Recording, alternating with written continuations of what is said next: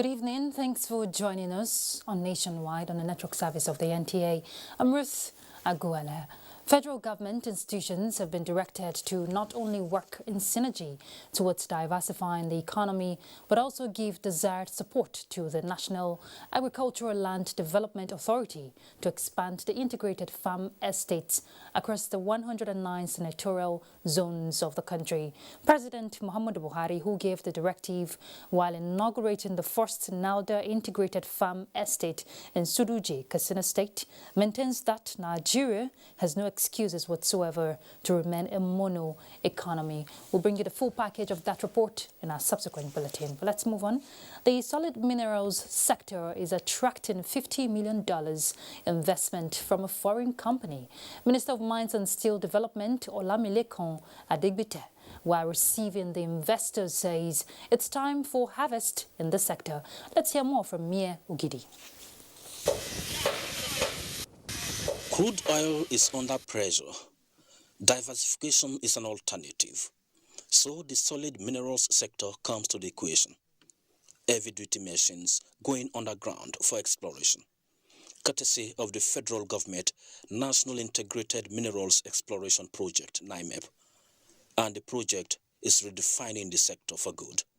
What we are seeing, we are beginning to understand some of the mineral systems we have in Nigeria, and also we have been able to at least design an exploration targeting methodology.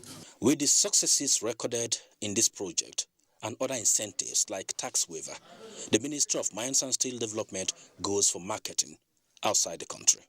During one of our outings in London, we presented the data, and of course, we told them to come to Nigeria. The portfolios have started arriving. It gives us confidence to go back to the United Kingdom, and I'll be going to Canada soon, and talk to our investors and say the place to invest in the mineral industry in Western Africa is Nigeria. It's a happy day today that they're here and the project is a reality. We look forward to greater things. Time to go indoors for discussions as the investors prepare to go for the wealth beneath the earth's surface.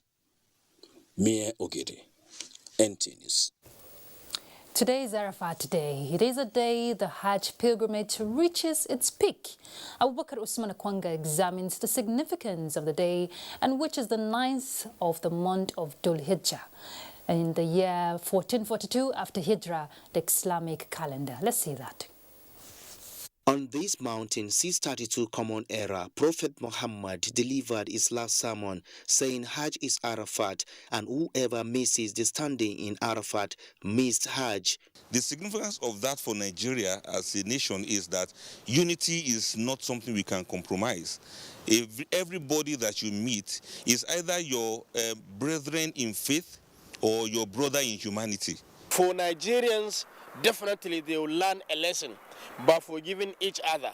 And for those who are committing atrocities and criminalities, they should take lesson of Arafat Day. The khutbah, if we recognize and understand the content, then we should learn a lesson of being good to everybody, to be good in our utterances, to be good in our relationship. Be good. Allah loves those who are good. Pilgrims perform noon and afternoon prayers combined at Masjid Namir, located at plains of the Arafat, a place Prophet Muhammad, peace be upon him, camped for the worship. Thereafter, pilgrims proceed to Muzdalifah, pass night, gather pebbles, and the next morning begin another Hajj rite of the symbolic Jamra or stoning ritual. That's all in Hadith, Sahih Hadith. تنزل الملائكة والروح فيها, that angels descend on Laylatul Qadr, and Angel Gabriel is one of them. But on the day of Arafah, Allah descends and he asks people, what do you need from me? Ask me. What do you want from me? Ask me. Are you calling me? I'm going to answer you. For those of us who are not on Hajj this year, one of the importance of this day is that majority of Muslims today are fasting. The fasting of today, you will get the reward of 2 years. 1 year that is past, then the second year that is ahead.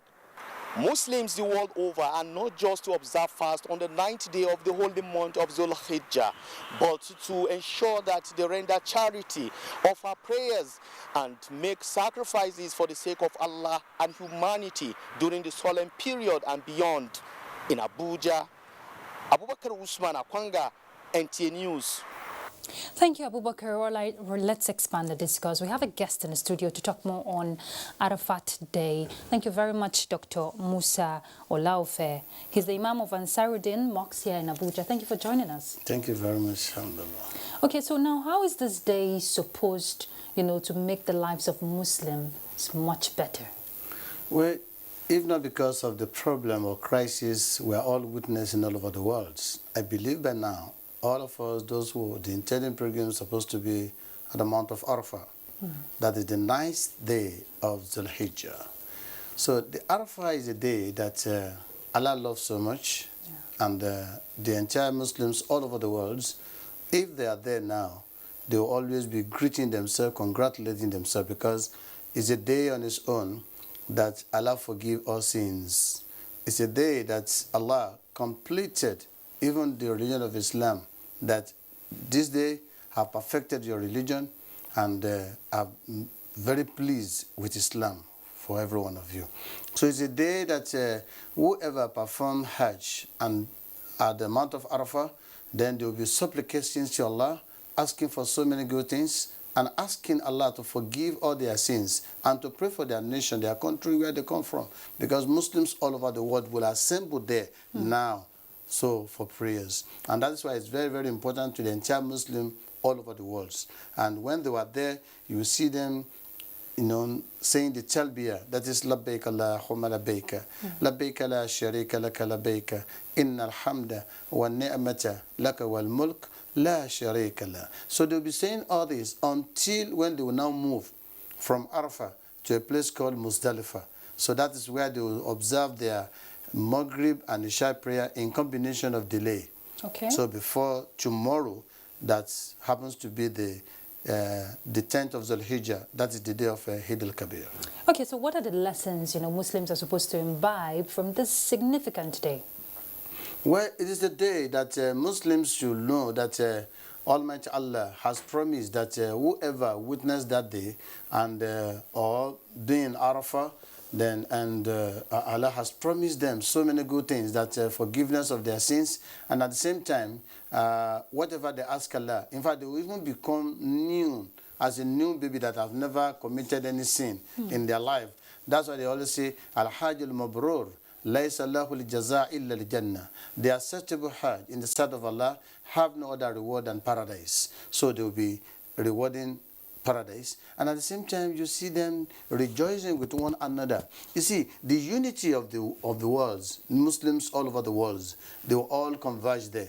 Either you are Yoruba, you are Hausa, you are Igbo, you are from London, you are from America, we all meet there, the same spots, and then to supplicate to Almighty Allah. So it symbolizes that we are one as far as Islam is concerned. The nation is one. Allah that created us is one. And then we should act as one family. Irrespective of where you find yourself, right? Yes. And I'm made to understand, aside offering supplications, there's fasting that has been done on Arafat. How significant is it? No, on the day of Arafat, those who are in Arafat will not fast. Okay. Those of us who are home, they will be the one to be fasting. Okay. And fasting in the month, on the 9th day of Zulhijjah, that is today. Yes. So tomorrow is the 10th day. So, and if you fast today, it expiates the sins you have committed for the last years, and then Allah will forgive you all your sins. And that's why they say it is sunnah of the Prophet for you to fast on this very day. And then after that, you get yourself prepared for slaughtering the rams tomorrow, inshallah. What other things must Muslims do besides fasting and offering supplications? Well, you can see the first 10 days of Zulhijjah, that is when the Zulhijjah begins. You can now see that the Muslims recitation of the Holy Quran, giving out sadaqah to the needy, and then fasting on this very day, that is the day of Arafah, and some other good things that needed to be done, and which I believe that they have been doing it. So we can see that the Muslims, the signs of that fasting or the signs of Arafah is still is still radiating in the bodies of everybody. That Adibin, we are all there. When I've seen that they'll be congratulating everybody now, Hajj Mabrur, wa Sahyan Mashkura, congratulations here and there. But you can see with all what has happened now, then people, they still keep on and having that faith that all this pandemic will be a thing of the past, inshallah. Inshallah, indeed. Thank you very much, Dr. Musa Olaofe. Is it too quick to wish you a blessed Eid al-Kabir? Yes, you are correct. Okay, thank you very much for your time with us. I appreciate that. Okay, he's the Imam of Ansaruddin Mosque here in Abuja. Well, as Muslim faithfuls prepare for the celebration of this year's Eid al-Kabir, the Federal Airports Authority of Nigeria, FAN, has assured all airport users that the nation's airports are fully ready to play host to air travelers during and after the celebration, while FAN will be ensuring safe, healthy and seamless facilitation of passengers during this celebration. Intending passengers are to make early preparations towards completing their travel requirements in good time. It also wants to re-emphasize that protocol officers and orderliness of dignitaries will not be allowed into the airport except they are traveling alongside their principals. Only traveling passengers will be allowed into the airports. The Nigerian Air Force has confirmed one of its Alpha Jet aircrafts returning from a successful air interdiction mission between the boundaries of ZAMFARA and Kaduna states crashed in ZAMFARA state on 18th July 2021. In a statement by NAF Director of Public Relations, Air Commodore Edward Gabwet, the Alpha Jet came under intense enemy fire, which led to its crash in ZAMFARA. However, the pilot of the aircraft, Flight Lieutenant Abayomi Dairo, successfully ejected from the aircraft and sought refuge in nearby settlements before being rescued by NAF Special Forces. An online news site, the Daily Post, had earlier reported a crash of an Alpha Jet in Kaduna State, which the NAF refuted, but said it would confirm if there had been such an occurrence in its other operational areas. Meanwhile, the Chief of the Air Staff, Air Marshal Oladayo Amao, has commended the quick response of the NAF Special Forces and Nigerian Army troops in locating the crash site and rescuing the soldier, while also giving assurance that no civilians were harmed in the entire operation. And in Zamfara State, we hear the police command has reaffirmed its determination to sustain the ongoing operations against the activities of bandits and other criminal elements terrorizing the state.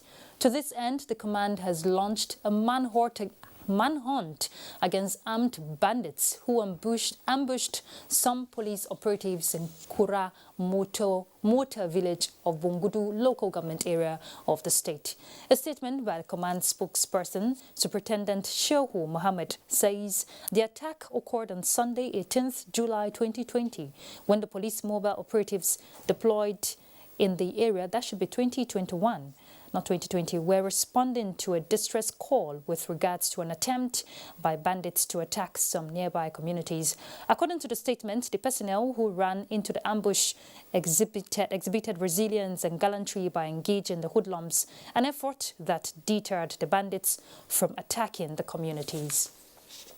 13 of the personnel, however, paid the supreme price, and some others injured, while the bandits on their part suffered heavy casualties. The statement further says special anti-banditry operations are ongoing with a view to tracking down the assailants. Meanwhile, Zamfara State Commissioner of Police Hussaini Rabiu has visited the injured policemen at the hospital, where he reaffirmed that the unfortunate incident would not discourage the officers from discharging their responsibility of protecting lives and property of the citizenry.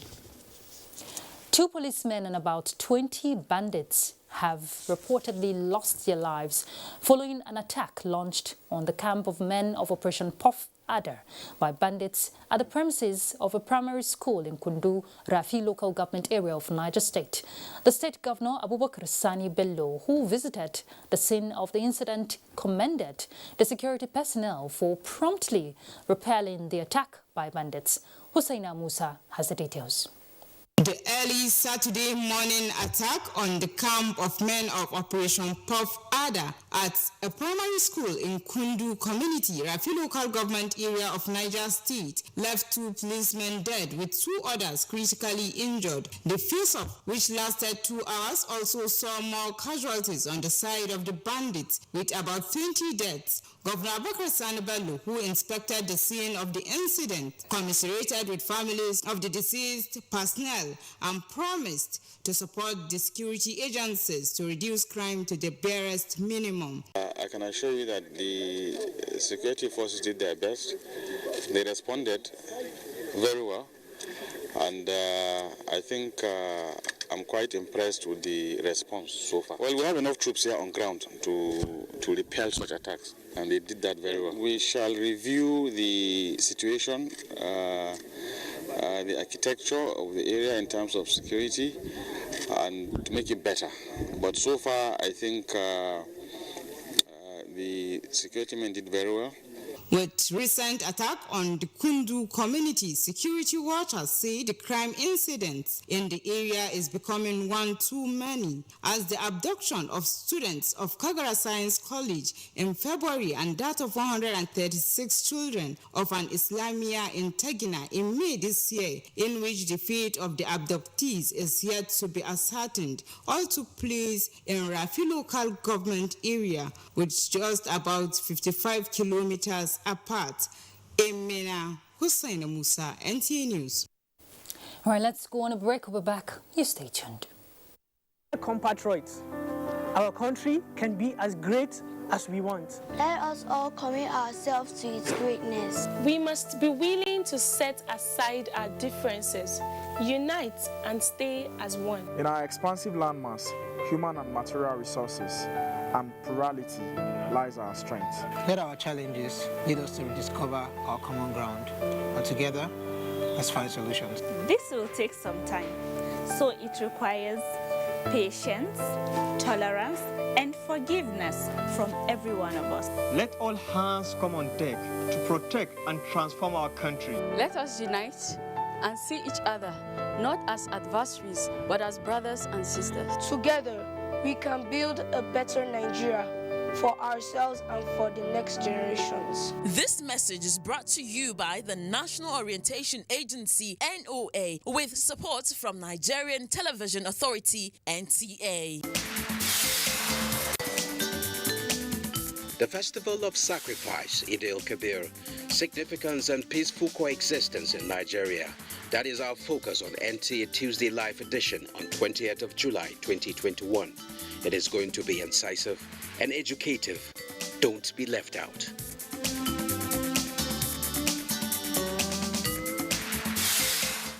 The future belongs to those who leverage on digital innovations.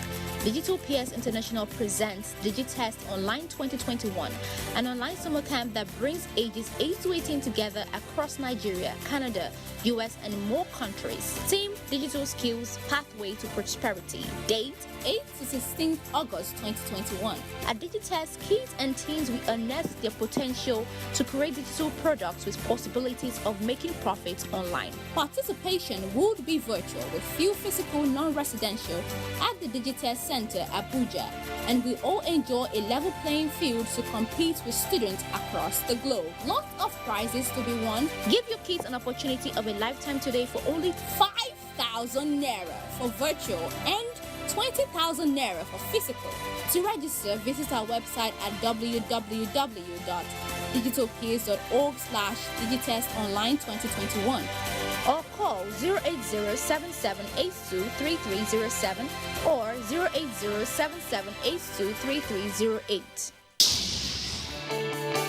A new edition of TV Guide is out exclusively with Governor Simon Lalong of Plateau State. Since assuming office, our rescue administration has pursued the path of peace and reconciliation and restored confidence among people of different ethnic, religious, and political persuasions.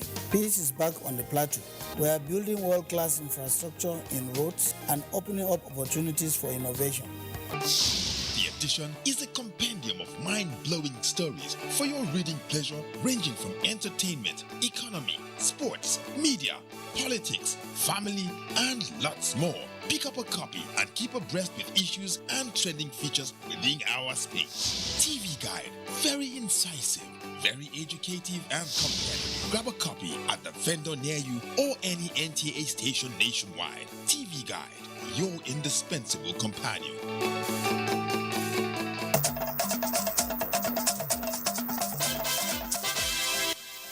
Welcome back. Let's head to Makurdi now to join Susan. She will be bringing us the next set of reports. Susan. Thank you, Ruth. You're welcome to Makurdi. As we count down to Eid al-Kabir celebration, traders in Makurdi, the Benue State capital, are lamenting low patronage as Muslim faithfuls ascribe it to high inflation. Iverian Solomon, who monitored the popular ram market in Makurdi, reports that a ram now goes for 150,000 naira, while a cow is sold for 400,000 naira, against 80,000 naira and 250,000 naira respectively in the previous year.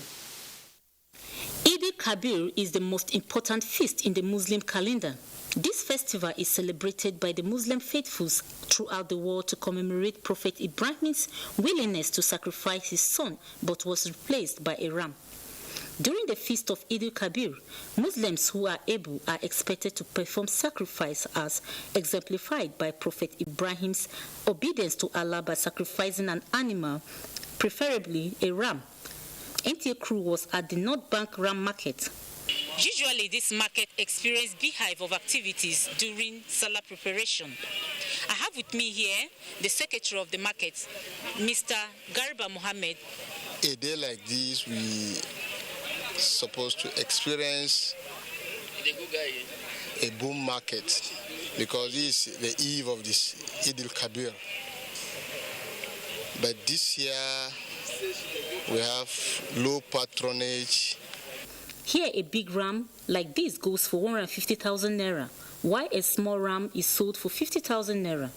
A sizable cow is sold for 200,000 naira, while a big cow goes for 400,000 naira. Some of the traders attributed the high cost to transportation charges and insecurities. There's no money, so the rams of 100,000, 90,000, 80,000, they are on ground. Nobody is pricing them. The thing is much, and there is no money for the town. We don't know how we're going to do. Meanwhile, at some motor parks within Makurdi metropolis, a few persons were spotted traveling for the Salah celebration. Some transport operators attributed it to lack of money. I don't know why they are not traveling, but I don't know whether because of insecurity, I don't know whether because of lack of money. I'm traveling to Nigeria. I want to go and celebrate Salah. State Sector Commander Federal Road Safety Corps, Yakubu Mohammed, cautioned drivers not to overspeed or overload their vehicle, that they should ensure the safety of road users. All operational as well as personnel had been deployed for this particular operation. The Salah holiday is slated for Tuesday and Wednesday. In Makurdi, Iverian Solomon, NTA News. Following Governor Samuel Otom's recent flag off for sales and distribution of assorted fertilizers to farmers in Benue State, the Benue State Ministry of Agriculture says it will take a step further to educate farmers on the best way to apply the fertilizers to get maximum yield. Simbiat Agbaji reports that agricultural economist and director of agricultural services at the Ministry of Agriculture, Thomas Unongo, says the distribution process will ensure that farmers are not shortchanged. Benue State is an agrarian society which produces large varieties of crops in large quantities. Aside challenges of security, one other major issue confronting farmers is the availability and accessibility of fertilizers towards ensuring a bumper harvest. Bearing in mind the challenges farmers go through to access fertilizers, Governor Samuel Otom flagged off the distribution of fertilizers in Benue State recently at subsidized prices. Beyond the distribution, the State Ministry of Agriculture said the governor's effort will be complemented by ensuring that certain measures are taken to make the process a success. Director, Agricultural Services, Benue State Ministry of Agriculture, Thomas Unongu, explains how best these varieties of fertilizers are to be applied. Our divisional agric officers that are the retention centers, in conjunction with BANADA, that is our extension arm of the Ministry of Agriculture, they are working. Farmers, AFAN, they are working together with AFAN, that's All Farmers Association of Nigeria, to educate farmers on what to do. And maybe this medium too could be a form of extension. We advise farmers that each crop has a particular brand of fertilizer to apply. He further said the Presidential Fertilizer Initiative has impacted positively on Benue farmers. The multiplier effect of that scheme was so enormous. Like it created both direct and indirect employment. Most of the moribund fertilizer companies and the blending plants were reactivated. He commended the Benue farmers for their resilience despite the various security challenges that has hampered farming activities in recent times. In Makurdi, Simbiat Agbaji, NTA News. And that's our package from Makurdi. We return to Ruth in Abuja for more on NTA Nationwide. Thank you, Susan. The Federal High Court in Abuja has ordered former Governor of Adamawa State, Murtala Nyako, to enter his defense in the 29 billion naira alleged fraud. In a ruling this Monday, Justice Okon Abang dismissed Murtala Nyako's no-case submission. Let's hear the details from Omenka Amarachuku. The Economic and Financial Crimes Commission is one of the anti-graft agencies is persecuting the former Adamawa State Governor alongside his son Abdulaziz Nyako and two companies. Nyako stands as his first defendant, his son second. The two companies are 6 and 7 defendants. Other defendants in the matter are Zufik Abbas, Abubakar Aliyu, Blue Opel Limited, Tower Assets Management Limited, Crush Energy Limited, standing as 3rd, 4th, 5th, and 9th defendants. The defendants had entered a no-case submission after the prosecution closed this case. With this ruling, the defendants are expected to open their defense on the alleged fraud. In another development, the Federal High Court has restrained the ZAMFARA State House of Assembly, the Chief Judge, and others from embarking on the impeachment process of the State Deputy Governor Aliyu Mahdi Gusso. Justice Obiora Egwato gave the order in an ex parte motion moved by the Council to the PDP. In Abuja, Umeka Mrachuku, NTA News. The board of the Federal Inland Revenue Service has dissolved the Nigeria Civil Service Union FIRS unit, whose ESCO was purportedly made up of senior staff of FIRS for reasons outlined in an official document circulated to all staff. In a statement, the Director of Communication of FIRS, Abdullahi Ismaila Ahmed, said such union is illegal as there are no longer junior staff cadre employees in the service. There is accordingly no legal or other basis whatsoever for the continued existence of a junior staff cadre union in FIRS, as the cadre of staff it is deemed to cover do not exist within the organization.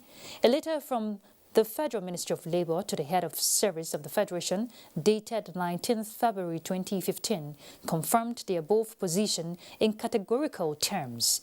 The statement further clarified that the right of workers to decide which union to belong is not absolute but must be exercised within the limits of Trade Unions Act of 2004.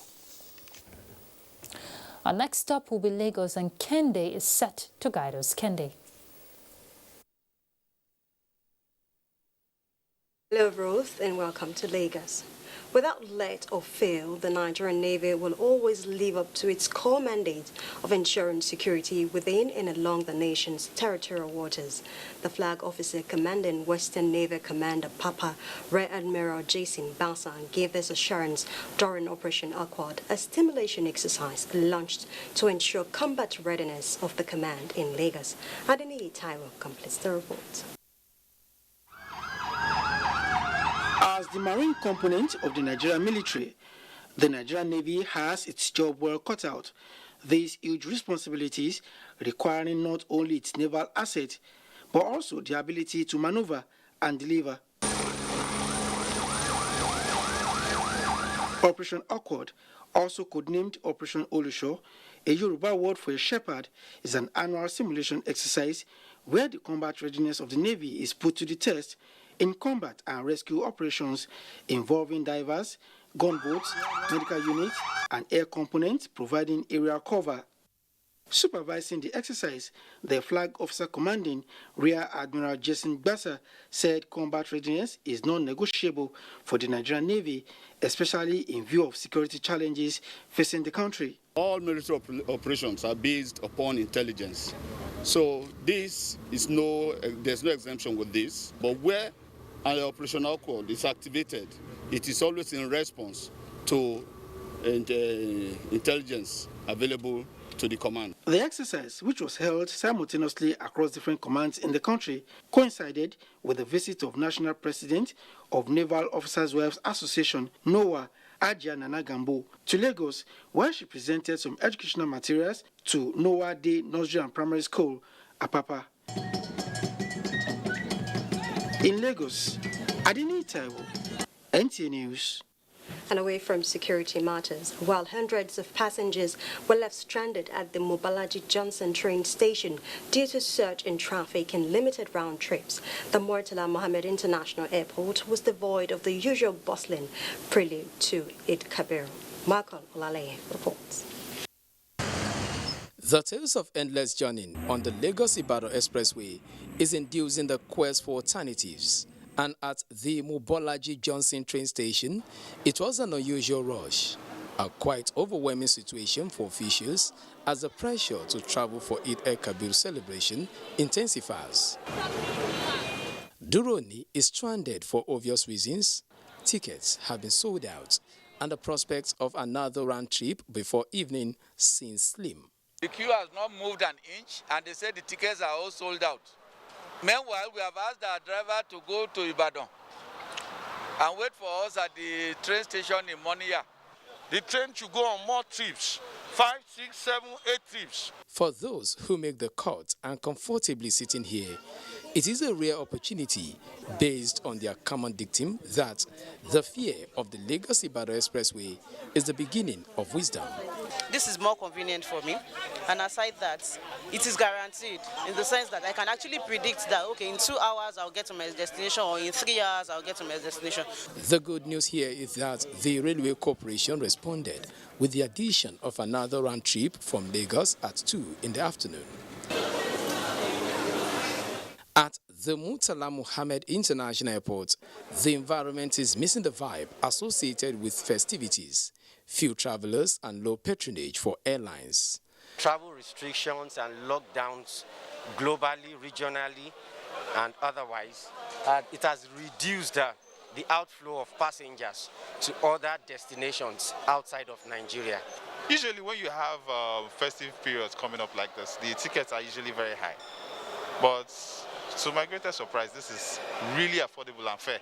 Regardless of the atmosphere, there is a sense of responsibility on keeping the coronavirus at bay as travelers adhere to laid-down safety protocols. In Lagos, Michael Olale, NTA News. And that's a contribution from Lagos. Ruth, it's back to you. Thank you, Kendi. Gombe State Governor Muhammadu Inuwa Yahaya has conducted an inspection of completed rural roads projects in Gombe State. Emmanuel Akila reports that it was a moment of joy for the communities who cried out to the governor for the road 2 years ago. This was the moment on the 15th of July 2019 when Governor Muhammadu Inuwa Yahaya toured the Malang Inna, Kundulung, Kurba to Titi communities. The journey was on a virgin land. On arrival, the people begged for the construction of the road. Governor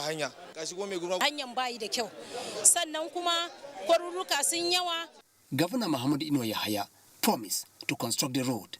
The project will start, inshallah, immediately because... On the 17th of July 2021, Governor Muhammadu Inuwa Yahaya is traveling from Malang Inna through Kundulum to Kurba and Titi on the newly completed 12.5 kilometers asphalted road he promised to construct in 2019. The people received him with happiness and appreciation. Before you could reach this place, it would take you almost 2-3 hours. But now, within 10 minutes, we are in Kurba. Alhamdulillah, his campaign promises for 4 years fulfilled in just 2 years. Campaign. During his campaign days, he promised to construct the road. And thank God, he has fulfilled his promise. Governor Mahmoud Inua Yahya expressed sense of fulfillment for delivering on his promise. When we came during the campaigns, it was very difficult for us to come in here. And I believe the people can bear testimony to that. But today is entirely a different, better, and new story. The governor had inspected the Gombe Mega Motor Park project, where he expressed satisfaction with the progress of work, hoping it will be completed by the end of 2021. In Gombe, Emmanuel Akila, NTA News. With the intensity of the rains in the south region of the country, residents of flood and erosion-prone areas in Akwa Ibom State are looking up for an urgent intervention from relevant agencies to save them from the devastating effect of gully erosion, as other residents are already been affected negatively. Otibe Achibong reports that some of these residents are those in Asutan and adjoining streets in Uyo. It's the prayer of every person at the end of the day that they will always wake up hale and hearty the following morning. But for the residents of this area, what do you think would be their prayer, considering the situation at hand? For more than 2 years now, residents of Asutan Street in Uyo have had to contend with gully erosion and landslide, which have gradually claimed structures while threatening lives of the residents. Now, with the high intensity of rainfall, this part of Uyo may not be habitable anymore by these residents. Somebody has been a landlord of 40 years, 40-something years, all of a sudden is going to be a tenant. The life of the citizenry, as far as the environment is concerned, is at the high risk. Augustine Victor is a resident of Basiata Street, Uyo, one of the streets affected by the gully erosion menace. He narrates his ordeal. The landslide has already taken some houses and is seriously threatening because there's no proper drain to empty the water into the gully. All the water that comes in from the adjoining streets of Basswood runs like that into the gully. According to some residents, their hopes were raised when the Nigeria Erosion and Watershed Management Project (NUMAP) visited the area, but up until now, nothing has been done about it. It is obvious that this site is indeed threatening, and if relevant agencies do not intervene urgently, the residents of this area may not live to tell the story. In Uyo, Utebe Achibong, NTA News. All right, let's find out what are the latest stories in Enugu as we join Chinenye there. Thank you so much, Ruth, and welcome to Enugu.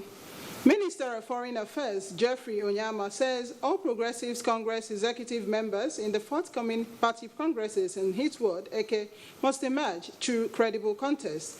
The minister was speaking in a ward meeting organized in his hometown, Eke, in the local government area of Enugu State, in preparation for the Congress. Kelechi Ocha was there.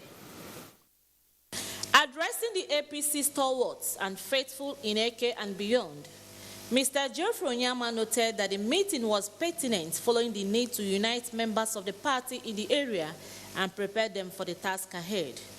The minister, however, disclosed that the thing to do is to sustain the prevailing pace in the party, having overcome the challenges that befell all Progressive Congress in the state. On the executives in the upcoming World Congress, the minister had this to say.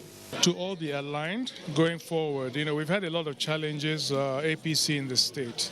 And so it was really I felt that as a leader that I had a responsibility to bring everybody together. So it was really just to come and, tell them that I don't want to see conflict, I don't want to see disharmony, but rather harmony and unity of purpose. Earlier, members of the party present took turns to speak on the need to sustain peace in the party and pledged their loyalty to the minister as the leader of the party in the world and the state at large. The season we are in now is the season of Congress, party Congress in our party. The purpose of coming is to discuss the modalities for the Congress process. That's the peace that we are making. There's peace in Eke now. We have one APC in Eke. It's not two. We should have only one chairman. The Eke Ward meeting convened by the Minister of Foreign Affairs, Geoffrey Onyama, recorded a large turnout of party loyalists in his hometown. In Enugu, Kelechi Ochiara, NTA News. In view of the recent cholera outbreak in Enugu State, an emergency response team and center to avoid the spread of the disease have been constituted. The Executive Secretary, Enugu State Primary Healthcare Development Agency, Dr. George Ugu, was speaking while giving an update on the outbreak. Cholera outbreak, which claimed about 18 lives in Enugu and 2 persons presently in hospital, has prompted an immediate response by the Enugu State healthcare system. According to the Executive Secretary, Enugu State Primary Health Care Development Agency, 3 new special emergency treatment centers have been established to contain the number of infected victims, with ongoing training of health workers at the various centers to acquaint them of the safety guidelines to ensure that the disease is contained.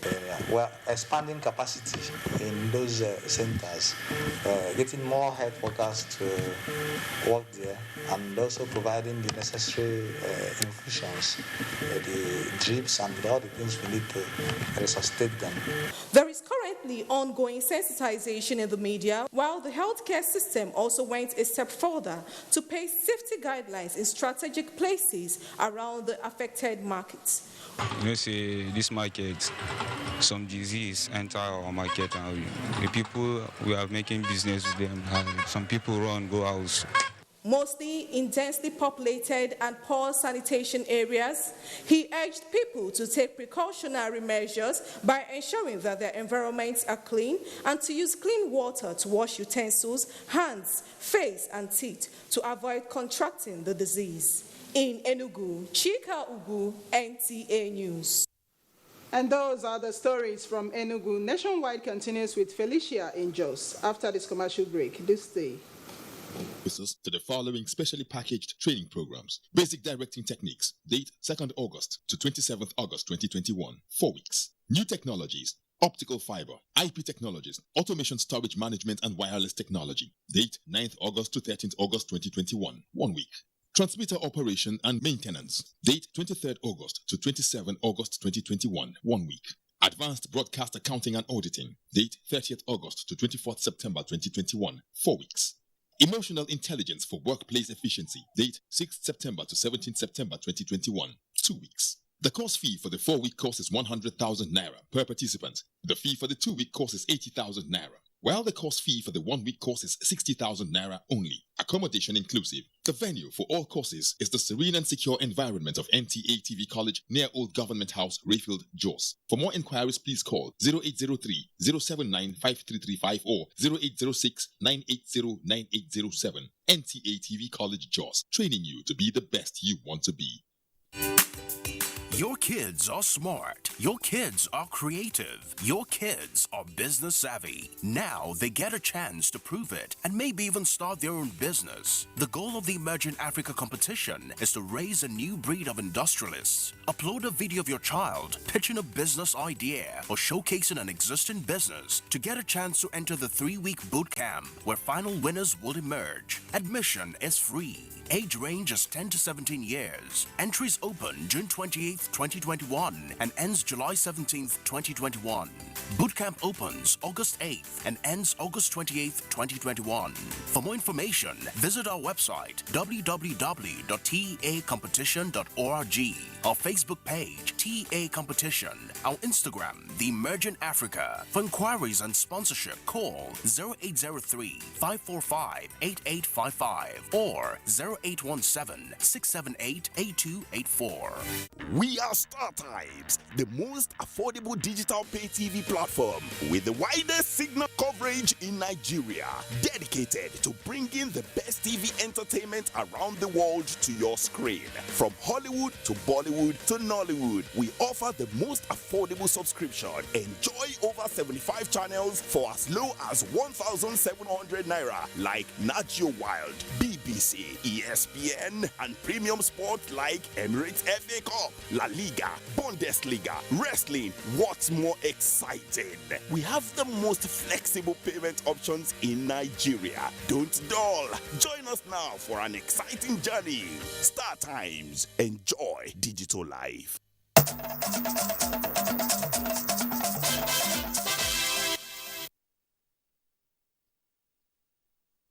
Glad to have you join us in Jos. Plateau State government says to address poverty indices of the country, there must be reliable and timely indicators on major sectors of the economy. Governor Simon Lalong stated this in a message to the biannual meeting of the National Consultative Committee on Statistics in Jos. Ndayan Andayabagyang has details. 2021 first biannual meeting of the National Consultative Committee on Statistics, NCCS, is focusing on statistical production under COVID-19 pandemic and economic growth in Nigeria, fiscal governance, and institutions projects. Governor Simon Bako Lalong represented says government places high premium on statistical information to address poverty situation in the country. Statistical processing requires some levels of coordination to ensure consistency as well as eliminate unnecessary duplication of efforts. For the Statistician General represented, tackling challenges posed by COVID-19 requires a better understanding of evolving data ecosystem and adapt innovative ways to produce statistics for national development. The new method significantly reduced collection time, improved the quality of the returns, and at the same time, recorded the highest response rate for our establishment survey. The meeting provides a platform for a coordinated approach to statistical production. Realign a system of producing statistics so that Nigeria will join the Committee of Developed Nations by placing itself on the world data map. The NCCS drew participants across the 36 states of the Federation in Jos, Ndanyan and the Abagyang. NTA News. The Independent National Electoral Commission, Plateau State, is seeking partnership with Industrial Training Fund to reposition the commission for effective service delivery towards deepening democratic processes in the country. This is as the Plateau State INEC Resident Electoral Commissioner Hussaini Halilu Pai called on the Director General of ITF in Jos. Again, Ndayan Andayabagyang reports. The visit of the Plateau State Resident Electoral Commissioner to the ITF is in recognition of the giant strides achieved by the ITF in technological advancement and human capital development. The Commissioner lauded the ITF for producing the ITF Android mobile phone. This feat, he noted, the INEC can tap into with the Commission constantly working to improve democratic processes in the country. ITF is a training organization. So through that program, we would be able to collaborate so that they can train in different fields and skills, our own INEC staff. Director General ITF Sir Joseph Ari says the visit is part of the process of aligning with government's policy on ease of doing business amongst agencies. INEC, just like the ITF, is a progressive institution. And the fact that the Commission is interested in the capacity development of its workforce goes to show or is indicative of its desire to have, a very healthy and thought-provoking, workforce. The visit, they say, will pave way for the organizations to sign a memorandum of understanding that will be mutually beneficial to the two organizations in Jos, Indenyan, and the Abuja. NTA News. You're still watching Nationwide. Let's rejoin Ruth in Abuja for more reports. Thank you, Felicia. The need to develop a template for assessment of the different spheres of the economy to accelerate good governance in the African economy was in focus at a South-South Zonal Town Hall meeting for the validation of country self-assessment of the African Peer Review Mechanism. Evelyn Badu Ekpo reports that the meeting also reviewed possible ways of developing human capacity for good governance. The African Peer Review Mechanism is a voluntary assessment tool within the African Union Development Agency, new partnership for Africa's development framework, targeted at promoting good governance and sustainable development in the continent. The second peer country self-assessment validation exercise harps on inclusiveness of governance at all levels, using the four thematic approach of the APRM to improve on the lives of Nigerians, addressing issues with a focus on the challenges to bridge the gap in governance. Looking at Papa Port is so congested. So we need other ports to come on board, like Cross River State Port is closer to Europe. We have gaps which we must fill. We have conservatives, elite, recycling themselves in power perpetually against the wishes of, against the spaces created for the young people. Representative of President Muhammadu Buhari and National Coordinator APRM encouraged Nigerians to be part and parcel of the assessment exercise, which will bring about the National Point Action Report in which future governments will work upon. The President considers this as a very important way of moving Nigeria forward. What they intended to be for this to be good governance is for it to be inclusive. And so the process also entails us coming and talking to a number of people who may not necessarily have directly written the report, but may have contributed to the report. At every turn in the life of a nation, a corporation, or indeed an individual, certain review mechanisms must be applied. A copy of the second peer review report was presented to the state government. In Uyo, Evelyn Badu Ekpo, NTA News. The federal government is driving a policy aimed at strengthening the country's food supply chain with a view to meeting the citizens' demand for what they eat the most. Musa Baba Ali reports that mechanization is one of the policies the government is dependent on in achieving the food security plan. The outbreak of COVID-19 exposed many African countries to food insecurity, especially those that relied on other nations for their food supply. But Nigeria was able to meet her citizens' demand, despite the social and economic challenges associated with COVID-19 lockdown. To further strengthen the food production and supply chain, government, under the National Mechanization Society, plans to provide support to about 15 million smallholder farmers. The program of NAMS are designed to complement of the government efforts, create millions of jobs, alleviate poverty, and reduce our dependency on crude oil as the source of our revenue. And here, in this hall, are representatives of Federal Ministry of Industry, Trade and Investment discussing with the National Agricultural Mechanization Society on the mechanization program. No better time than now to diversify the economy towards the non-health sector by building a dynamic, profitable and efficient commodity sector to reposition the economy on a sustainable growth path. It can be the largest mechanized agri project in Africa, and it will definitely unlock huge potential of Nigeria in terms of agriculture. But we've also presented our Women Nurturing Bed for Wealth Empowerment Program, where we are training 65 women in poultry, business and entrepreneurship across the 774 local government areas. The plan is to deploy 27,000 tractors in 528 local government areas to boost mechanization farming in Nigeria. Musa Baba Ali, NTA News. All right, let's talk sports. Manzei Marcos will guide us.